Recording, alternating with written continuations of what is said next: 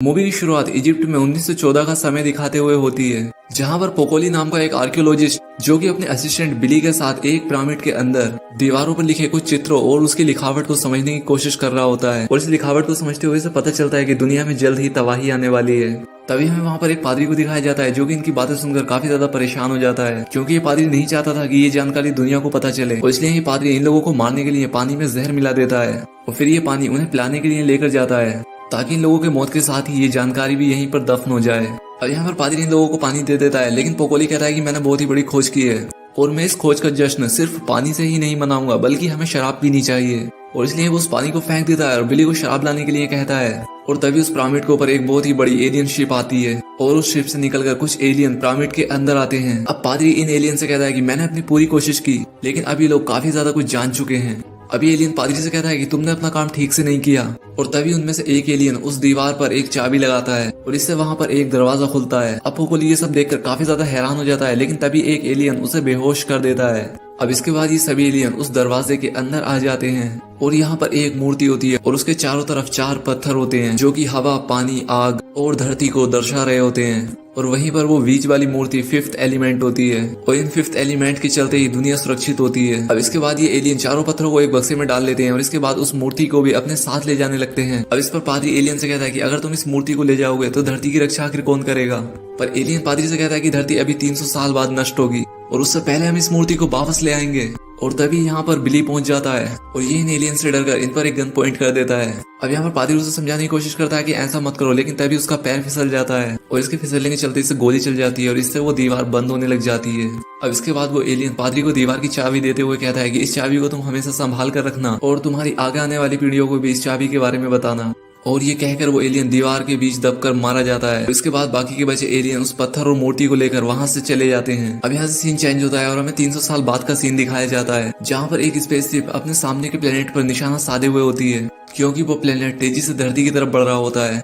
अब यहाँ पर स्पेसशिप का जनरल प्रेसिडेंट से संपर्क करता है और उससे कहता है कि उस प्लेनेट से हमारा संपर्क नहीं हो पा रहा है और इसलिए हम लोगों को उस पर हमले की अनुमति दे दी जाए। अब यहाँ पर हमें एक पादरी कॉर्नर को दिखाया जाता है और ये हमें मूवी की शुरुआत में दिखाए गए पादरी की पीढ़ी से ही होते हैं। वो इनसे कहता है कि इन पर अटैक करके कोई भी फायदा नहीं होने वाला, क्योंकि ये खतरनाक राक्षस हैं जो कि इंसानों को खत्म करने के लिए आ रहे हैं और इन राक्षसों से हमें सिर्फ वो 4 पत्थर और वो 5th एलिमेंट ही बचा सकता है, जिसे कि वो एलियंस यहाँ पर लेकर आएंगे। लेकिन प्रेसिडेंट को इसकी बात पर बिल्कुल भी यकीन नहीं हो रहा था और इसलिए प्रेसिडेंट हमले की परमिशन दे देता है। प्रेसिडेंट की परमिशन मिलने के बाद ही वो स्पेसशिप उस प्लेनेट पर अटैक कर देती है, लेकिन उस प्लेनेट पर इसका कोई भी असर नहीं होता, बल्कि वो किए गए हमले से साइज में और भी ज्यादा बड़ा हो जाता है और उस पूरे स्पेसशिप को अपने अंदर निगल लेता है। अब इसके बाद वो पादरी प्रेसिडेंट को जो भविष्यवाणी की गई थी उसके बारे में पूरी जानकारी देता है। और अब दूसरी तरफ वो एलियंस भी उन 4 पत्थर और उस 5th एलिमेंट को लेकर धरती पर वापस आ रहे होते हैं, लेकिन उन एलियंस के धरती तक पहुंचने से पहले ही उन पर कुछ छोटे छोटे स्पेसशिप आकर अटैक कर देते हैं और इससे उन एलियन की शिप पूरी तरह से बर्बाद हो जाती है और उनमें कुछ छोटे छोटे क्रीचर्स होते हैं। अब इसके बाद उन क्रीचर्स का लीडर को दिखाया जाता है जो कि जोर्क नाम के आदमी से कहता है कि हमने उन एलियंस को खत्म कर दिया है और तुमने जो मांगा था वो हम लेकर आए हैं। और ये बात सुनकर जोर्क काफी ज्यादा खुश हो जाता है, क्योंकि इस क्रीचर लीडर को पत्थर लाने का काम इसी ने दिया होता है। लेकिन दूसरी तरफ पादरी कॉर्नर इस हमले से काफी ज्यादा घबरा जाता है, क्योंकि अब इस दुनिया का अंत होना पूरी तरह से तय था। अब इसके बाद जो एलियन शिप पृथ्वी पर क्रैश होकर गिरा था उससे कुछ सोल्जर एक मांस का टुकड़ा लेकर आते हैं और इस टुकड़े पर ये लोग काफी ज्यादा एक्सपेरिमेंट करते हैं और फिर इसके बाद साइंटिस्ट उस मांस के टुकड़े से एक पूरा इंसानी शरीर बना देते हैं। और ये एक लड़की होती है जिसका नाम लीलो होता है और जर्नलिस्ट देखकर काफी ज्यादा शौक होता है, क्योंकि लड़की एलियन मांस के टुकड़े से बनाई गई होती है और इसलिए इन लोगों की भाषा भी नहीं समझ पा रही होती है। अब जैसे ही जनरल उसे नजदीक से देखने के लिए उसके पास आता है, तभी वो उस पर अटैक कर देती है और ये देखकर उसे पकड़ने के लिए सब लोग उसकी तरफ बढ़ने लगते हैं, लेकिन वो यहाँ से भाग जाती है और एक एयर बैंड के अंदर घुस जाती है। लेकिन कुछ पुलिस वाले उसके पीछे पड़ जाते हैं, जिससे बचने के लिए ये खिड़की से बाहर आ जाती है और यहाँ पर गाड़ियां हवा में उड़ रही होती हैं और तभी वहाँ पर पुलिस वाले भी पहुंच जाते हैं, जिससे वो लड़की सीधी नीचे कूद जाती है। लेकिन वो यहाँ से सीधी कॉर्बिन नाम के एक टैक्सी ड्राइवर की गाड़ी में जाकर गिरती है। अब ये देखकर ये काफी ज्यादा हैरान हो जाता है और तभी इसकी गाड़ी के पास कुछ पुलिस वाले भी पहुंच जाते हैं और ये देखकर लीलो कॉर्बिन से अपनी हेल्प के लिए कहती है और इसलिए वो सब पुलिस से बचाने के लिए अपनी गाड़ी को तेजी से नीचे की तरफ ले जाने लगता है। अब क्योंकि नीचे काफी ज्यादा कोहरा होता है और इसलिए कोहरे के चलते ये लोग पुलिस वालों से अपना पीछा छुड़ा लेते हैं। अब इसके बाद जब कॉर्बिन लीलो को देखता है तो वो घायल हो चुकी होती है और इसके बाद वो पादरी कॉर्नर का नाम लेकर बेहोश हो जाती है और इसलिए कॉर्बिन उसे पादरी के पास लेकर आता है अब वो यहाँ पर लीलो को चेक करने लगता है और तभी उसे उसके हाथ पर किसी तरह का एक सिंबल दिखाई देता है और इसे देखते ही ये काफी ज्यादा हैरान हो जाता है। अब वो कॉर्बिन को बताता है कि ये लड़की 5th एलिमेंट है, क्योंकि लड़की उन 4 पत्थरों के बीच वाली मूर्ति की शक्ति से बनी हुई है और यही वो 5th एलिमेंट है जो कि अब इस दुनिया को बचाएगी। और तभी वहां पर लीलो को भी होश आ जाता है। अब पादरी कॉर्बिन से कहता है कि तुमने इसे यहाँ लाकर बहुत ही ज्यादा अच्छा काम किया है और इसलिए अब तुम यहाँ से जाओ। अब इसके बाद लीलो वहां पर मौजूद एक कंप्यूटर पर पिछले कई सौ सालों का इतिहास पढ़ने लग जाती है। अब यहाँ पर पादरी उससे पूछता है कि आखिर वो 4 पत्थर कहाँ पर हैं, जिस पर वो इन्हें बताती है कि वो पत्थर उन एलियंस के पास नहीं थे, क्योंकि उन एलियंस को पहले से ही पता था कि ऐसा कुछ उनके साथ होने वाला है और इसलिए उन्होंने उन पत्थर को एक पैराडाइज नाम के प्लेनेट पर एक डीवा नाम के सिंगर के पास रखा है। और अब ये बात सुनकर बीटू काफी ज्यादा खुश हो जाता है, क्योंकि अब इनके पास दुनिया को बचाने की एक होप होती है। अब दूसरी तरफ हमें उन क्रीचर्स को दिखाया जाता है जो कि उन पत्थर वाले बक्से को जोर्क के पास लेकर आते हैं और ये देखकर वो बहुत ज्यादा खुश होता है और इस काम के बदले वो उन लोगों को काफी ज्यादा खतरनाक हथियार देता है। लेकिन अब जैसे ही वो उस बॉक्स को खोलता है उसमें वो पत्थर होते ही नहीं और अब ये देखकर वो बहुत ज्यादा गुस्सा हो जाता है और उन क्रीचर्स पर चिल्लाने लग जाता है। वो उनसे कहता है कि तुम लोग खाली बक्सा लेकर आ गए हो और इसमें पत्थर तो है ही नहीं। अब इस पर वो क्रीचर्स इस पर एक गन पॉइंट कर देते हैं और इससे कहते हैं कि तुमने सिर्फ बक्सा लाने के लिए कहा था और वो हम लेकर आए हैं। और ये बात सुनकर जोर को गुस्से में वहां से निकल जाता है और दूसरी तरफ जब वो क्रीचर्स उस गन के ऊपर लगे उस लाल बटन को दबाते हैं तब वो पूरी तरह से ब्लास्ट हो जाते हैं, क्योंकि जोर्क ने इन क्रीचर्स को उस बटन के बारे में कुछ भी नहीं बताया होता है।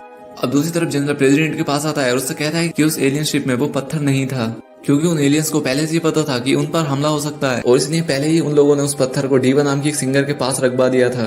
अब इस पर प्रेसिडेंट इससे कहता है कि ये बात किसी को भी पता नहीं लगनी चाहिए और तुम कोई ऐसे आदमी को वहां पर भेजो जो ये काम आसानी से कर सकता हो। लेकिन ये बात जोर्क का एक साथी जिसने कॉकरोच के ऊपर एक कैमरा लगा रखा होता है वो इन लोगों की बातें सुन लेता है। अब इसके बाद वो जनरल कॉर्बिन के घर आता है और उससे कहता है कि हमने तुम्हारे नाम पर पैराडाइज प्लेनेट की 2 टिकट लॉटरी में ली थी और इसलिए हम लोगों ने तुम्हें जीत लिया है और इसलिए अब तुम्हें वहां पर जाना होगा ताकि तुम उस डीवा नाम की सिंगर से उन 4 पत्थर्स को वापस ला सको। और तभी लीलो भी दरवाजा खटखटाने लगती है और अब इसलिए कॉर्बिन जनरल और उसके बाकी साथियों को अपने फ्रिज के अंदर छिपा देता है और जैसे ही वो दरवाजा खुलता है वो पादरी उस पर गन तान देता है और उससे कहता है कि तुम हमें पैराडाइज की टिकट दे दो, क्योंकि हम वहां पर जाकर पत्थर खुद ले आएंगे। लेकिन तभी दरवाजे पर कुछ पुलिस वाले पहुंच जाते हैं और ये पुलिस वाले जोर्क के ही आदमी होते हैं और अब इसलिए कॉर्बिन लीलो और उस पादरी को भी छिपा देता है। लेकिन कॉर्बिन ने पहले ही अपने घर की नेम प्लेट बाजू वाले दरवाजे पर लगा दी होती है और इसलिए वो लोग उस घर में रह रहे लड़के को अपने साथ पकड़कर ले जाते हैं। लेकिन जैसे ही लोग उस लड़के को लेकर जा रहे होते हैं तभी वहां पर कुछ क्रीचर्स पहुंच जाते हैं जो कि यहाँ आकर उस लड़के को पकड़ लेते हैं और उससे कहते हैं कि अब हम उन पत्थरों को ढूंढकर जोर्क से बदला लेंगे। अब कॉर्बिन अपने घर में आता है और लीलो और उस पादरी को बाहर निकालता है, लेकिन तभी वो पादरी कॉर्बिन के सर पर मारकर उसे बेहोश कर देता है और वो टिकट लेकर लीलो के साथ वहां से भाग जाता है। अब इसके बाद जब कॉर्बिन होश में आता है तो वो अपना फ्रीज खोलता है और अब इसके अंदर जनरल पूरी तरह से जम चुका था। इसके बाद कॉर्बिन उसे इसी हालत में छोड़कर एयरपोर्ट पहुंच जाता है, जहाँ पर लीलो पादरी के बेटे डेविड के साथ पैराडाइज प्लेनेट पर जा रही होती है। लेकिन कॉर्बिन डेविड को वहां से भगाकर काउंटर वाली लेडी से कहता है कि ये मेरी वाइफ है और हम दोनों पैराडाइज जा रहे हैं और इसलिए वो उनकी टिकट ले लेती है। और अब इसके बाद ये दोनों प्लेन के अंदर चले जाते हैं। दूसरी तरफ पादरी अपने बेटे डेविड से कहता है कि आखिर तुमने कॉर्बिन को जाने कैसे दिया। अब वो यहाँ पर डेविड को वही चाबी देता है जो कि मूवी की शुरुआत में उन एलियंस ने उन पादरी को दी थी। और अब इसके बाद वो पादरी चुपके से प्लेन के अंदर चला जाता है और इसके बाद वो प्लेन पैराडाइज प्लेनेट के लिए रवाना हो जाती है। दूसरी तरफ वो शैतान जोर्क से कहता है कि अब तुम खुद पैराडाइज प्लेनेट पर जाकर वो पत्थर लेकर आओ और अब इसलिए ये भी यहाँ से जाने की तैयारी करने लगता है। अब इसके बाद ये सभी लोग पैराडाइज पर पहुंच जाते हैं, जहाँ पर इन्हें एक बहुत ही बड़े शिप पर उतारा जाता है। अब यहाँ पर बहुत सारे लोग मौजूद होते हैं जो कि एक ओपेरा के पास आते हैं, क्योंकि यहाँ पर डीवा गाने वाली होती है। और अब दूसरी तरफ इस जहाज पर वो क्रीचर भी पहुंच जाते हैं जो कि यहाँ पत्थर लेने के लिए आए थे। अब इसके बाद डीवा यहाँ पर गाने के लिए आती है जो कि एक एलियन होती है और अब सबसे आगे वाली सीट पर यहाँ कॉर्बिन बैठा होता है। और अब दूसरी तरफ जोर्क भी अपने स्पेसशिप से उस शिप पर पहुंच जाता है और अब दूसरी तरफ वो क्रीचर डीवा के रूम में आ जाते हैं और उस पत्थर के बक्से को ढूंढने लगते हैं, जो कि यहाँ के इन लोगों को मिल भी जाता है। लेकिन तभी यहाँ पर लीलो पहुंच जाती है जो कि यहाँ पर सभी क्रीचर्स से लड़ने लग जाती है और इन्हें यहाँ पर बहुत ज्यादा पीटती है। और यहाँ से एक क्रीचर बचकर अपने बाकी साथियों के पास पहुंच जाता है और उनसे कहता है कि जोर्क ने हम पर हमला करवाया है और क्योंकि जोर्क हमसे जंग करना चाहता है इसलिए ये सभी क्रीचर जंग के लिए तैयार हो जाते हैं। अब दूसरी तरफ लीलो जैसे ही बक्सा लेकर बाहर आने ही वाली होती है कि तभी वहां पर जोर्क पहुंच जाता है और उस पर एक गन पॉइंट कर देता है और अब इसलिए वो उसे बक्सा दे देती है और एक एयर बैंड के अंदर घुस जाती है। लेकिन तभी वो यहाँ पर अपनी गोलियां बरसाने लगता है और अब दूसरी तरफ वो क्रीचर ओपेरा में घुस जाते हैं और यहाँ आकर वो फायरिंग शुरू कर देते हैं और अब यहाँ पर एक गोली सीधी आकर डीवा को लगती है। अब इसके बाद कॉर्बिन तुरंत उसके पास आता है, जिस पर वो कॉर्बिन से कहती है कि तुरंत लीलो को लेकर पिरामिड के पास जाओ, क्योंकि अब लीलो बहुत ज्यादा घायल हो चुकी है। दूसरी तरफ जोर्क लीलो को गोली चलाकर जहाज पर एक बॉम्ब लगा देता है। इसके बाद वो बक्सा लेकर अपनी स्पेसशिप में आ जाता है और यहाँ आकर उसे खोलता है, लेकिन अब इस बॉक्स में भी पत्थर नहीं होते और ये देखकर वो काफी ज्यादा गुस्सा हो जाता है। अभी दूसरी तरफ कॉर्बिन डीवा से उन पत्थर के बारे में पता करता है, जहाँ पर वो इसे इशारे से कहती है कि वो पत्थर मेरे अंदर है, और इसके बाद ही अपना दम तोड़ देती है। अब इसके बाद कॉर्बिन उसके शरीर से चारों पत्थर को निकाल लेता है। इसके बाद उन क्रीचर्स से लड़ने लगता है और इसके बाद वो उन क्रीचर्स को मार डालता है। अब इसके बाद कॉर्बिन एक रूम में आता है जहाँ पर उन क्रीचर्स के लीडर ने पादरी को बंदी बना रखा होता है। अब कॉर्बिन यहाँ पर पहुंच जाता है और सीधा उस क्रीचर के हेड शूट कर देता है। अब इसके बाद कॉर्बिन लीलो के पास पहुंचता है जहाँ पर वो काफी घायल हो चुकी थी। अब यहाँ पर रोड नाम का एक आदमी भी होता है जिसे कि दरवाजे पर जोर का लगाया हुआ वो बॉम्ब दिखता है, और अब इस बॉम्ब के बारे में सुनकर पूरे जहाज में अफरा तफरी मच जाती है। अब दूसरी तरफ जोर्क फिर से पत्थर लेने के लिए जहाज के अंदर आता है, और अब दूसरी तरफ कॉर्बिन भी लीलो, रोड और उस पादरी के साथ एक स्पेसशिप में जाकर बैठ जाता है। अब यहाँ पर जोर्क अपने लगाए हुए बॉम्ब को रोकने के लिए उसके पास आता है और इसमें अपना कार्ड डालकर उसे रोक भी लेता है, लेकिन तभी बाकी के क्रीचर्स अपना लगाया हुआ बॉम्ब ऑन कर देते हैं और इससे यहाँ पर एक बहुत बड़ा धमाका होता है और इससे वो पूरे का पूरा जहाज बर्बाद हो जाता है। लेकिन तब तक कॉर्बिन और उसके बाकी के साथी वहाँ से निकल जाते हैं। अब इसके बाद जनरल ये खबर प्रेसिडेंट को देता है और ये बात सुनकर प्रेसिडेंट को काफी ज्यादा अच्छा लगता है। लेकिन तभी इन लोगों को पता चलता है कि धरती की तरफ वो प्लेनेट काफी तेजी से बढ़ रहा है, और अब ये देखकर ये लोग काफी ज्यादा घबरा जाते हैं और इसलिए ये लोग कॉर्बिन से संपर्क करते हैं और उससे कहते हैं कि प्लेनेट तेजी से धरती की तरफ बढ़ रहा है और तुम जल्दी से उन 5th एलिमेंट को लेकर पिरामिड के अंदर चले जाओ, नहीं तो धरती पूरी तरह से बर्बाद हो जाएगी। और अब जल्दी से ये लोग उस पिरामिड के अंदर चले जाते हैं। अब इसके बाद ये सभी लोग लीलो को मूर्ति की जगह पर रख देते हैं और चारों पत्थरों को उनकी जगह पर भी रख देते हैं, लेकिन इन लोगों को पत्थर का इस्तेमाल करना नहीं आता था। और तभी कॉर्बिन को यहाँ पर ध्यान आता है कि ये चारों पत्थर आग, हवा, धरती और पानी को रिप्रेजेंट करते हैं, और अब इसलिए कॉर्बिन एक पत्थर पर फूंक मारता है और अब इससे उस पत्थर से रोशनी निकलने लग जाती है। दूसरी तरफ डेविड एक पत्थर के ऊपर मिट्टी डालता है तो वो पादरी एक पत्थर पर अपना पसीना डालता है, लेकिन अब रोड के पास आग नहीं होती है और अब इसलिए वो पत्थर को चालू नहीं कर पाता।